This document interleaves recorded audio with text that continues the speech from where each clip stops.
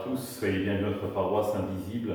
Traçons sur nous le signe de la croix, car c'est Dieu qui nous rassemble au nom du Père, du Fils et du Saint-Esprit. Amen. Prions pour nos frères et sœurs malades.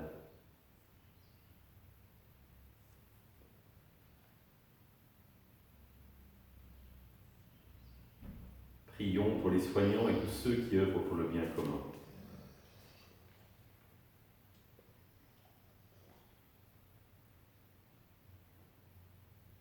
Prions pour tous ceux qui sont dans l'angoisse, la solitude, que l'Esprit Saint vienne les visiter.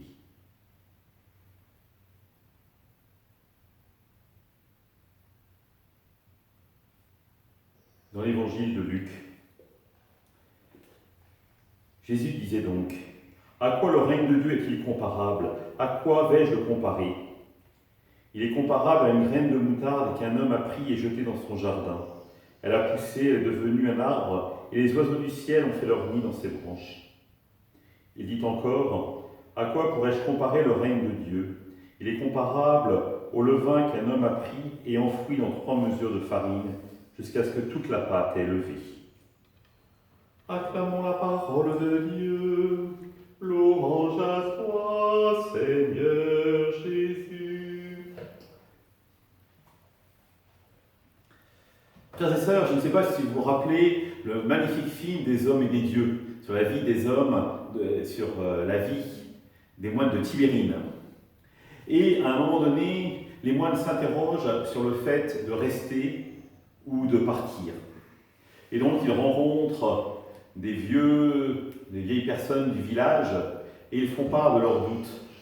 Et frère Luc dit: vous voyez, nous sommes comme des oiseaux sur un arbre, et nous hésitons à nous envoler. Et là, les personnes leur disent: vous n'avez pas bien compris votre mission. Vous n'êtes pas les oiseaux sur les arbres, vous êtes l'arbre vous-même. Nous sommes les oiseaux. Et si vous partez, il n'y aura plus d'arbre pour nous, sur lesquels nous pourrons venir nous poser. Et cette petite anecdote va remporter l'adhésion de la communauté où ils vont décider de rester.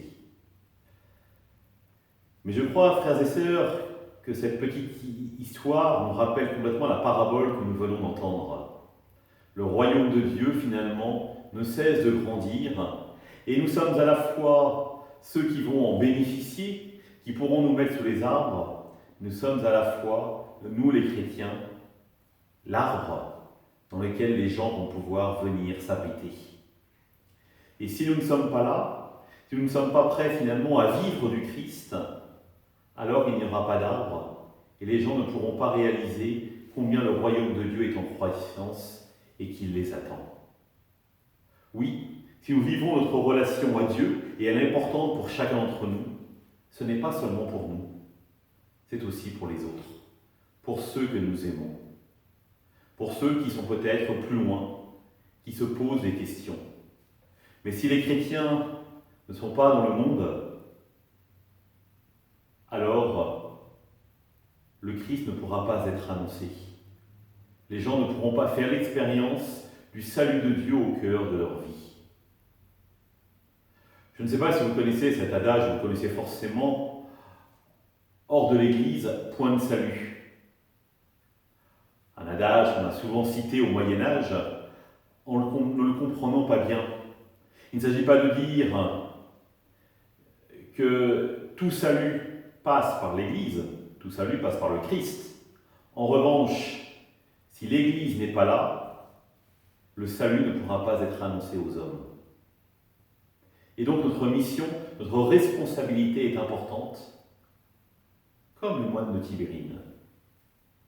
Il ne s'agit pas forcément de donner notre vie jusqu'au sang comme les moines l'ont fait, mais au moins d'accepter par notre vie d'être les témoins de celui qui nous fait vivre et qui nous mène au Père.